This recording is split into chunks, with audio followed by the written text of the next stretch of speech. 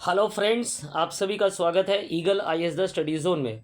साथियों, art and culture के classes के तहत आज चोल कालीन कला और स्थापत्य कला को लेकर के डिस्कशन करेंगे।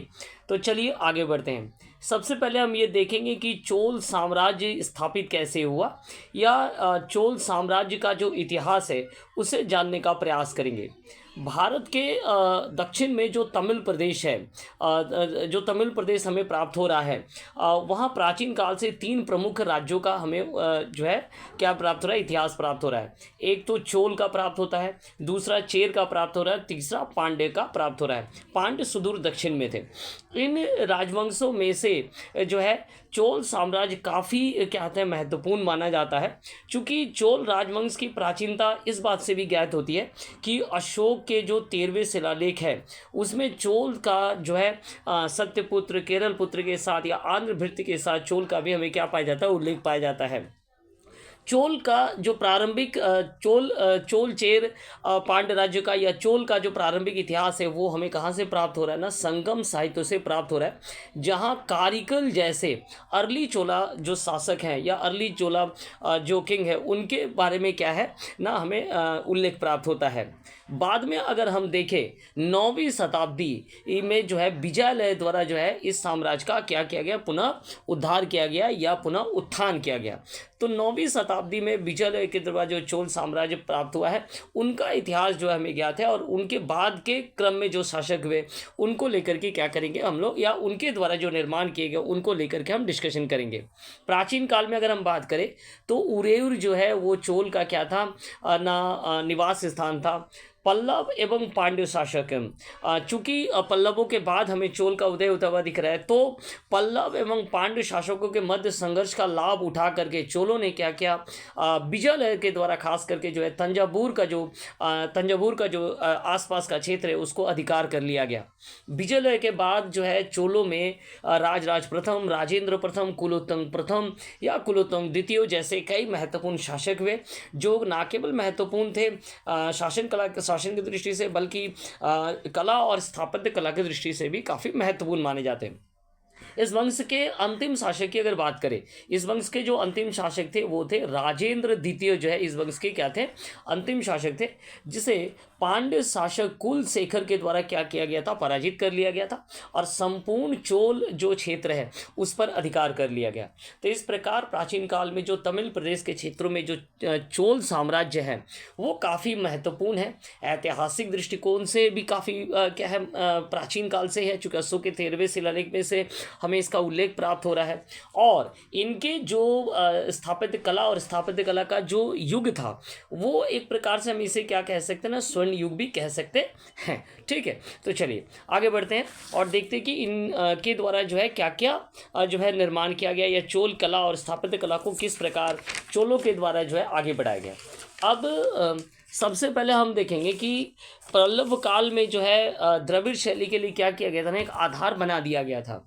वहीं चोल काल में ये जो द्रविड़ शैली है वो क्या है ना, डेवलप स्टेज पे हमें प्राप्त होता है, अर्थात अब ये क्या हो गया था ना, विकसित अवस्था में आ गया था। इस समय काल के दौरान जो है बहुसंख्यक पाषाण मंदिरों का भी निर्माण किया गया और तक्षण कला का भी डेवलपमेंट हुआ, अर्थात जो कांस्य ब्रॉन्जेस के जो मूर्तियाँ हैं उसमें भी द्रविड़ शैली का क्या है ना जो है डेवलपमेंट देखने को मिला। अब चोला मंदिर को लेकर के डिस्कशन करेंगे, या जो वास्तुकला है उसको लेकर के डिस्कशन करेंगे। तो चोला मंदिर को दो भागों में जो है या दो रूपों में बांटा जा सकता है। एक है जो पल्लव शैली से ही पहले से ही जो चले आ रहे थे, पल्लव शैली के आधार पर बने हुए थे, और वे अमरावती शैली से भी क्या था, प्रभावित था और छोटे आकार का था। और दूसरा जो है भव्य मंदिर, भव्य या विशाल मंदिर हम जिसे कहेंगे। तो दो प्रकार देखने को मिलता है, एक तो पल्लव के जो बन रहे थे उसी को आगे बढ़ाते हुए लोगों ने छोटे मंदिर बनाए, और दूसरा हमें देखने को मिला ना विशाल मंदिर या भव्य मंदिरों का निर्माण।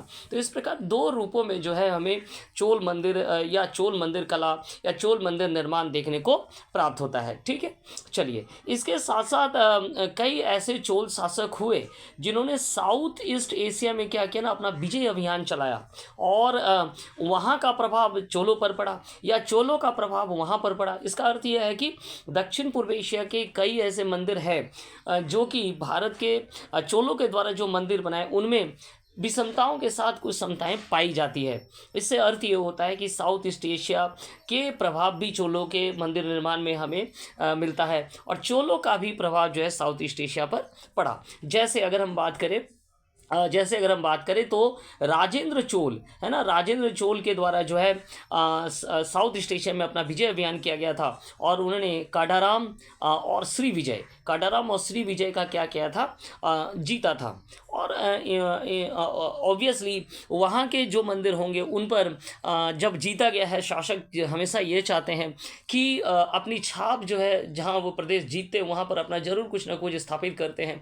तो ऐसा है कि साउथ ईस्ट एशिया के इन क्षेत्रों में भी जो मंदिर हैं उनका जो है चोलों के मंदिरों के साथ समानताएं और विषमताएं पाए जाते हैं। ठीक है, तो इस प्रकार चोलों के द्वारा जो है अपने भारत के बाहर भी चोलों कला का हमें क्या देखने को मिलता है, प्रभाव देखने को मिलता है। ठीक है, चलिए अब हम लोग बात करेंगे कि चोल कला को चोल जो वास्तुकला है उसे कितने प्रकारों में बांटा जा सकता है।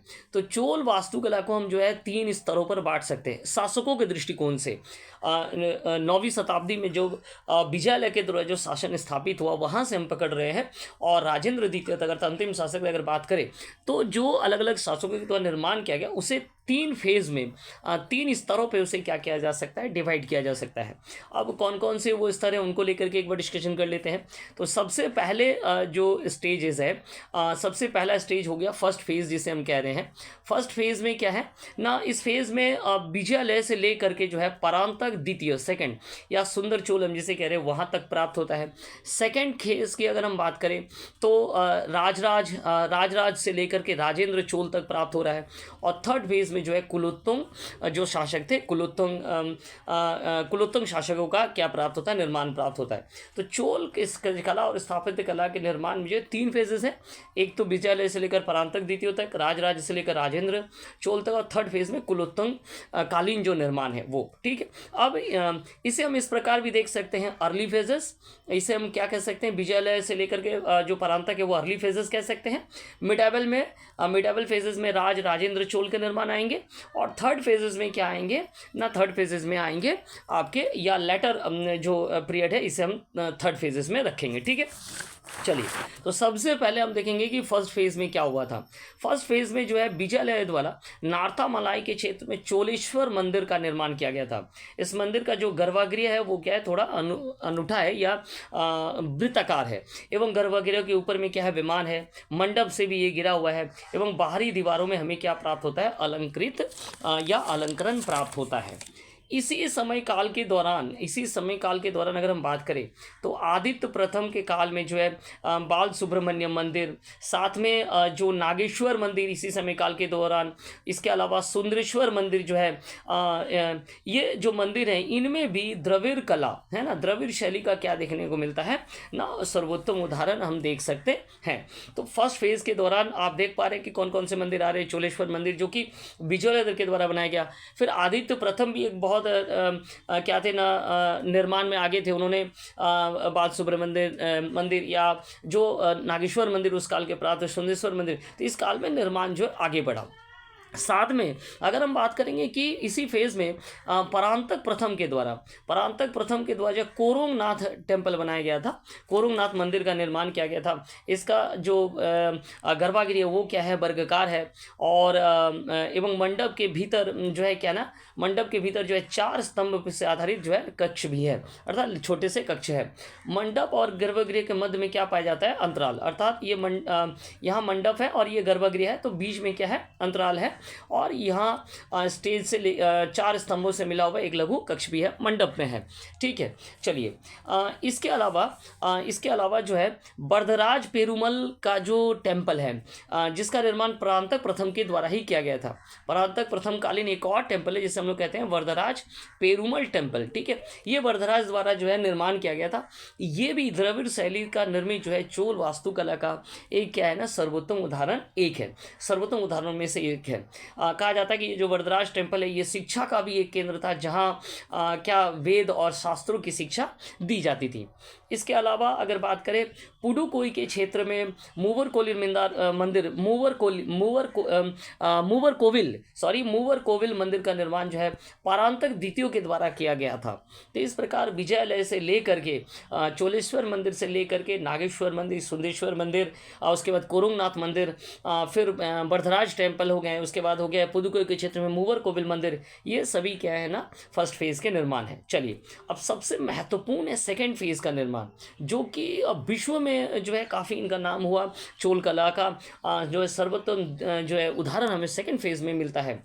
यहाँ राज से लेकर राजेंद्र चोल तक के निर्माण प्राप्त होता। दो मंदिर जो काफ़ी महत्वपूर्ण हैं, एक तो हो गया तंजावुर का जो शिव मंदिर है, और दूसरा हो गया गंगेकोंड चोलपुरम। ये दोनों मंदिर जो है काफ़ी महत्वपूर्ण है।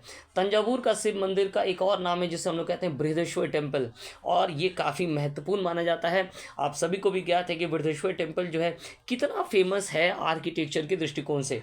ठीक उसी के तर्ज पर जो है गंगेकोंड चोलपुरम बनाया गया है, वो भी क्या है ना काफ़ी महत्वपूर्ण माना जाता है।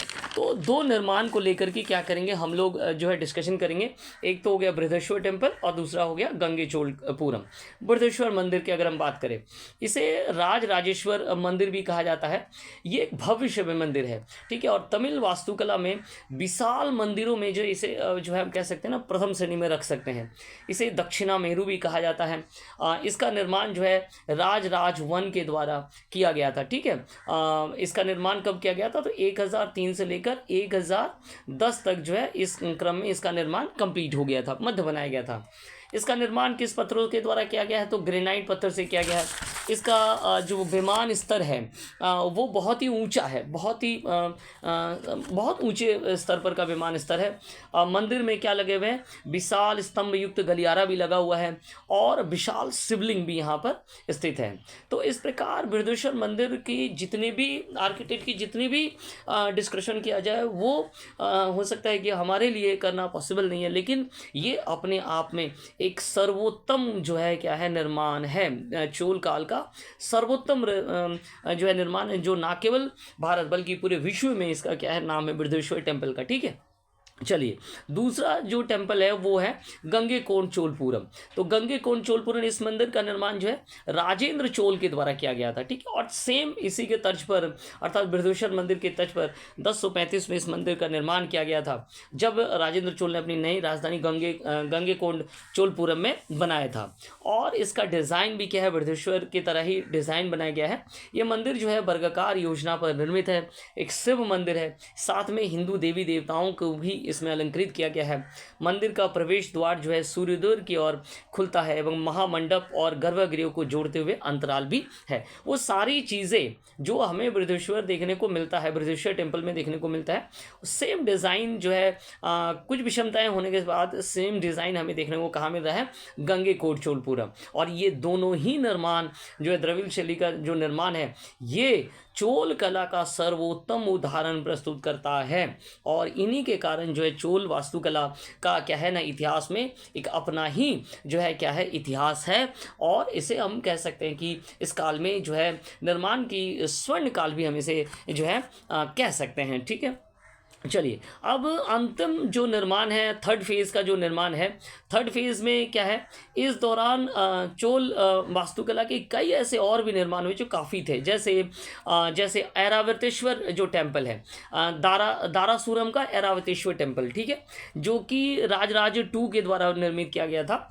इसके अलावा त्रिभुवनम का जो कंपरेश्वर मंदिर है जो कि कुलोत्तंग 3 के द्वारा बनाया गया था। तो ऐरावतेश्वर टेम्पल कुलोत्तंग 3 के द्वारा बनाया गया जो कंपरेश्वर मंदिर है, ये थर्ड फेज के क्या है निर्माण है, लेटर जो पीरियड है चोला के वो निर्माण है। तो इस प्रकार हम ये देख पा रहे हैं कि जो सबसे महत्वपूर्ण निर्माण हमें देखने को मिल रहा है, जो मिडावल पीरियड में देखने को मिल रहा है, राज वन के द्वारा या राजेश्वर टेम्पल या बृहदेश्वर टेम्पल, और दूसरा इसी के ठीक इसी के तर्ज पर बनाया गया गंगेकोंड चोलपुरम मंदिर। ये दोनों ही चोल कला को क्या है ना प्रदर्शित करता है पूरे विश्व में, पूरे भारत में और पूरे इतिहास में चोल कला को जो है क्या दिखाता है ना, एक स्वर्णिम अक्षरों में लिखने के लिए जो है इनके द्वारा ही जो काम किया गया वो काफ़ी महत्वपूर्ण माना जाता है।